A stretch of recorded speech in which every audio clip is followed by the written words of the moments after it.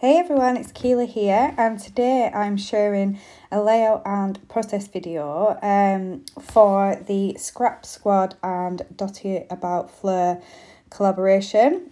It's one whole year that Dotty About Flair has been around, and the lovely Adam asked us if we wanted to help them celebrate a whole year, and of course we wanted to. We love the flairs over at Dotty About Flair. I think we've both, me and Rebecca, have purchased some over the past year, and I do have some in my stash. But the lovely Adam did send us a little goodie bag of flair to work with today.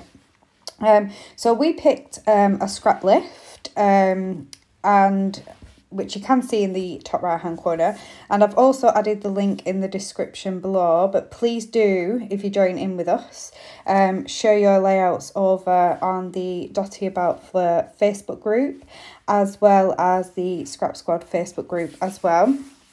So it's a really fun layout. It's different. It's not something, I don't think I've done anything like this before, but it's absolutely stunning. I'm going to be using the Scrap Squad event kit from our summer event that we've just recently done. And I only have basically scraps left over, but I'm determined to, finish this kit off fully because it's so beautiful, and, I don't want it just going back into my stash and getting forgotten about. So I don't really have any florals in this collection, and not really many pattern papers either. I do have some cutter parts left, some of the tags, some of like the journaling cutter parts as well. So I'm going to try and create a layout similar to the original, but using completely different products. So what I've already done so far, I picked out my photos of Darcy, and these were taken last summer, and she was just sat out in our backyard with an ice pop, enjoying the sunshine. So I picked my photos and kind of had them arranged in the middle, and then I started tucking in lots of the cutter parts. So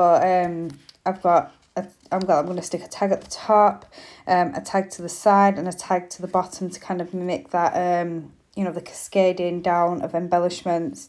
I do stick a cutter part to the side, one at the top as well. But I decided that I needed kind of something else. I needed something to kind of pull the layout down the page.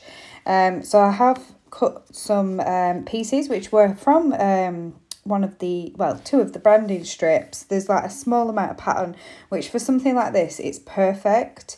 When you only want a little bit of pattern and colour poking out from something, definitely save those branding strips from the Simple Stories collections, because they do have a little bit of the pattern on that you can definitely use on a page. So I have distressed the edges of those. I did cut them in half just to kind of pull it down the page a little bit more, but because everything's going to go on top of them, which I've zoomed forward now so you didn't have to watch me stick all those pieces down, when everything's stuck on top of them, you can't tell. No one would ever know that isn't a full length piece. So now all my cutter parts are all stuck in, and this is kind of how my layout is going to go. Now I do need to bring in some embellishments. I've got some of the flair. I picked out this gorgeous pink stripy one, and then I picked out the same pink, and it's got little white hearts on it. They are going to make it on the layout because those colours match the pink in this collection perfectly. I'm not sure if they're going to stay where they are. I think I do switch them around a little bit to kind of decide where I want them to go. But I do have a play now with lots of other things that are in my kit. I am just sticking another one of the cutter parts in just for a little pop of blue over on that side. I've got a little floral die cut. I think this actually was fussy cut from one of the cut aparts as well, and I think I had used the other half on another layout, but it was perfect just to tuck in. And even though it overlaps the photo of Darcy, it's not covering anything important. It was literally just covering her shoulder, so you can still see her face clearly. I love these photos because on one she's doing a lovely pretty smile, and then on the second one she's being cheeky and sticking her tongue out at me.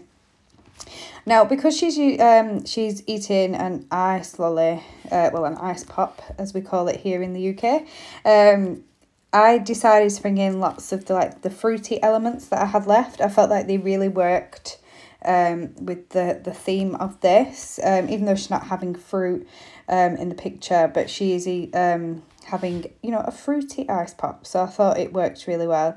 I have pulled in some hearts from my stash. Now these are from Bramble Fox, and I think I got I'm not sure if I got these in the little heart packs. I absolutely love the hearts and star packs of those, but they're mirrored, hot pink mirror, and I thought they worked really well with the pink fleur as well as the pinks that are in this collection.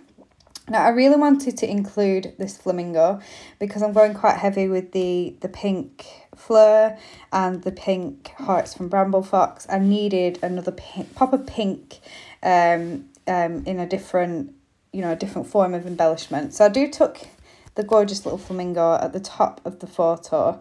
And that's kind of the way I'm going with this. I'm kind of just tucking in lots of little things just to fill out all those clusters like on the original layout. I am going to go with the Hello Summer die cut as my title.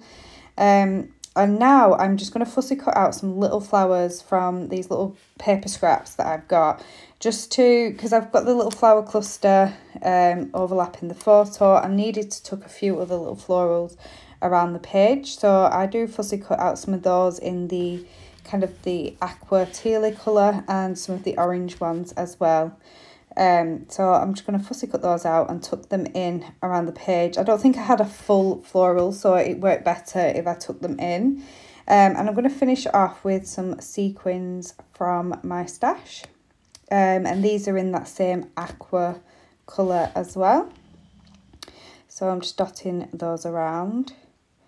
I thought I would have cut out me sticking all these sequins down. I'm not sure if I do. Apologies if I don't.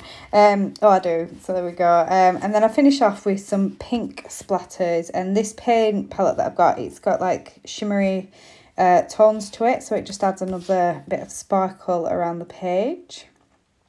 And yeah, that's my layout finished. So please do check out the Dotty About Flair Facebook group and the Scrap Squad Facebook group as well. I know on the Dotty About Flair Facebook group there's lots of challenges been going on all month long to celebrate the first year. So do check that out and go and join in with some of the fab challenges over there. Thank you for watching. Goodbye.